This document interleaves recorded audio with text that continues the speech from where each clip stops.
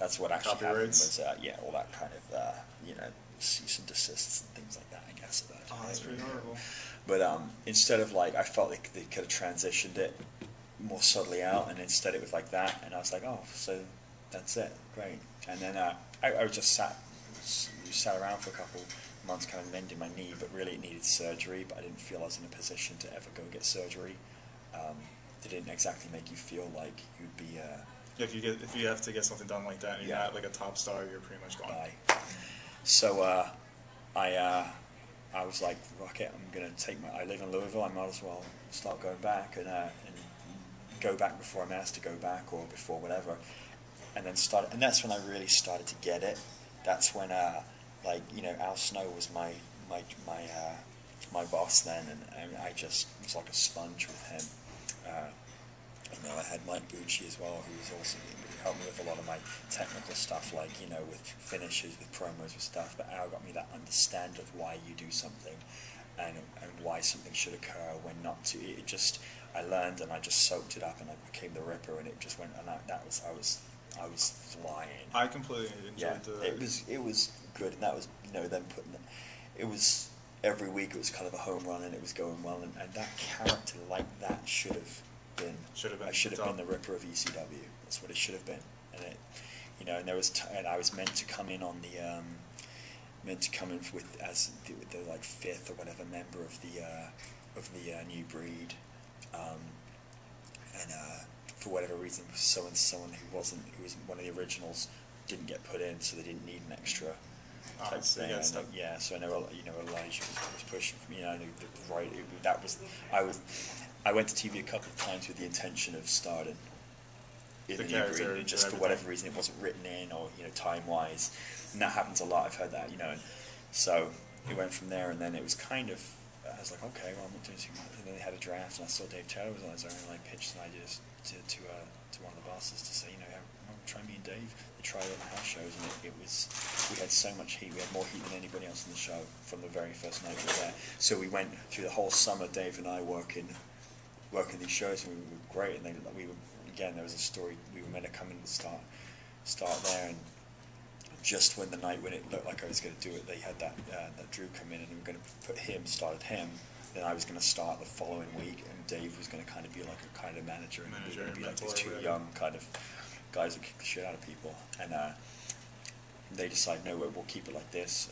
And it was always a thing, they wanted me on my own and everything. So I was kind of back to square one, almost like, when did I get a break? Because I was like ready to fucking shoot myself. They always bring you up and they just bring you back. Yeah, but, you know, the new breed thing was meant to definitely in the ECW, because I really felt I'd be a good fit for ECW.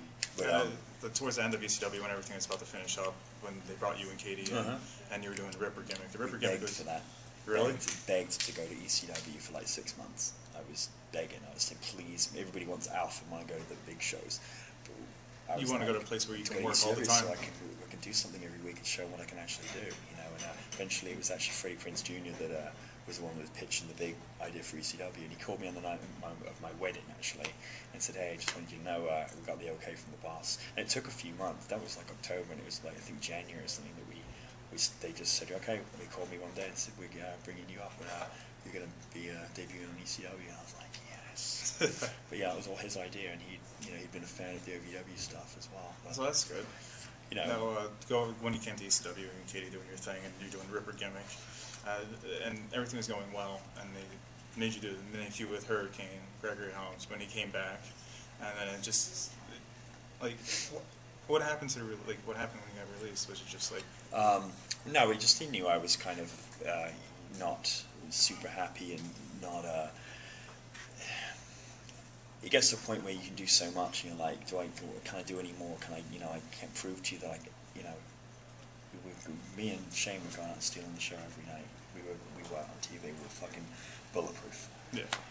And, you know, they knew that I was kind of unhappy and that I didn't want to, you know, and I had said, you know, I might want to, you know, I had another career, I had other career aspirations and stuff, and I just didn't really, before I started hating wrestling, you know, I'd said to them, you know, if I can get the opportunity, I'd like to at some point be finishing up. At some point, have a new baby coming in a few months. I'd like to kind of know what I'm doing. You know, yeah. I don't want to have to be like, oh, I need to take this week off because my baby's being born. I'm sorry, you know. So the idea was to do the loser leaves ECW match, because the idea, Katie and I were going to be moved to Raw. We were going to be moved to Raw and we put in the US title mix. Things were going great. My breakout match was at Wembley Stadium against Devon Bourne. When we went out there with 9 minutes, I think we were given 17 minutes in the end, and I came back and Vince stood up and hugged me and was like, that was unbelievable. You know, and I beat the shit out of him and I held him down and we had a great match. And then the following week we wrestled each other again at Madison Square Garden. I heard from one of the top guys came up to me a couple of weeks later and said, do you know why you did that the following week? I said, no. He said, because the boss liked the match so much, he wanted to see it again. And then you know, things are going to start happening, things are going to really start. You know, that day I had a load of people say, listen, and it wasn't a case of people, people think the right team, the right, it's not. My opinion is that they might be high on somebody like me, but I'm not a top guy, and what happens is they have to get all this other stuff out of the way, and you get forgotten about. You become an afterthought, and when it goes a few weeks, all that momentum you had just kind of, unless you have someone literally pulling for you, and like that's how it works. It's like, no one to blame. And, it's down to the guy. I mean, maybe I could have done a lot more. So it's pretty much what the whole WWE thing is. Just you're a very talented wrestler. They saw how much talent you had. But sometimes they don't have time for you during the week to get you going. So it comes to the day of the show, it's like, oh, put him in there, and they rush you into something to where. Yeah, but it's not, and sometimes you make. I never felt like I always felt like I clawed for everything I got. I had to claw for it. I never got really given. I'm not saying you weren't given the opportunity. Yeah, I don't like giving the opportunity. You have an opportunity when you're there. You turn up every week. You turn up every week at a time. You're given an opportunity. You're there. If you really want it bad enough, and some people don't get. I'm sure don't get given the opportunity. But I found I was there, so there I was. But I never got stuff handed to me like that. But I had to claw and take everything that I could. And I felt when I did get given, like me and Shane, we got given the ball. We ran with it, we kicked it, You guys had the top storyline in ECW where he was going back and forth, right, and you came back with a mass character yourself. It was a hell of a mass character. It was stupid shit. It was just thrown in at the end. That was just because I was there, and we were like, oh, let's do it. Let's just, we'll do it. That was nothing planned. It was just whatever. But we were given the promo time. We took it. We were like, we used to say to each other, let's go steal the show tonight. Every night we went out, we said, let's do it. And you guys pretty much did. We would. And then, so I was meant to go transition out and go to Raw, and then it was said, we actually want to try as a babyface. I was like, great, I want to. And then so I did about 4 or 5 weeks after I left ECW as a babyface on the Raw shows, and I got amazing. It was back like when I was the Pirate. I was getting great reactions because come out, cut a promo, and then I'd come out looking like I'm ready to rip someone's head off, and they'd be like, fans would be like, oh, all right, fuck, okay. And then I'd come in and start being ass, start taking names. And it was working. As a kind of a rugged babyface, it was going to work great. And I also had started to really lean up, and I was down to, I think by the time March rolled around, I was down to about 218, down from about 250. Jeez. And I was really lean and like looking, and I looked around, I was like, oh, this everybody else is. Let me try it. I've always been kind of heavier and kind of thicker, and I liked that, but I was just trying it. And then I was told, well, no, actually, what you're going to do now, you're going to go to SmackDown and be a heel. And I was like, okay, whatever. And then 2 weeks later, they called me and said, you released. Yeah. Now that you've done your whole wrestling career and you got released, you're a firefighter now. I work full-time as a firefighter, yeah. Do you enjoy not wrestling anymore? Yeah, no, I still wrestle. I'd always wanted to transition out and do stuff. I mean, I'll go back to wrestling. I will wrestle again, but probably around December, I'm gonna pick up wrestling again. I just, my wife had a baby 7 weeks ago, and it was just a case of getting him here and getting into a schedule and a routine, and I couldn't really think about any wrestling. It's been nice to have a break. It's actually given my knees a good rest, but I'm ready to.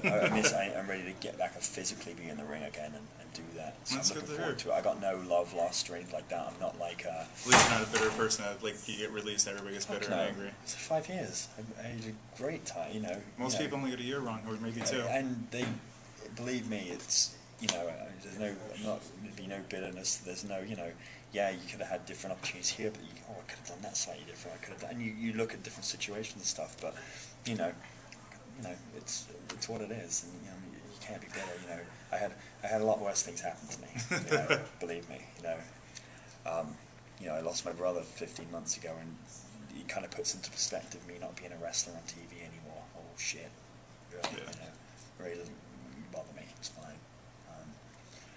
You know, but I'll come December, I'm gonna be picking up stuff again, start wrestling, see where it goes. I know Katie just started with TNA. TNA, she just got signed. She's gonna do very well there. Oh, maybe She's very talented.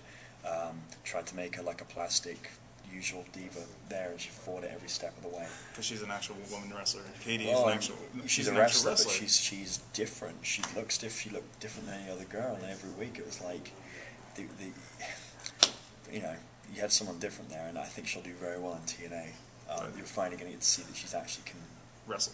We know she can wrestle, but you know her character and all that sort of stuff. She's going to have a lot more control over what she's doing and stuff, which will be good for her. Good. I think she'll do very well.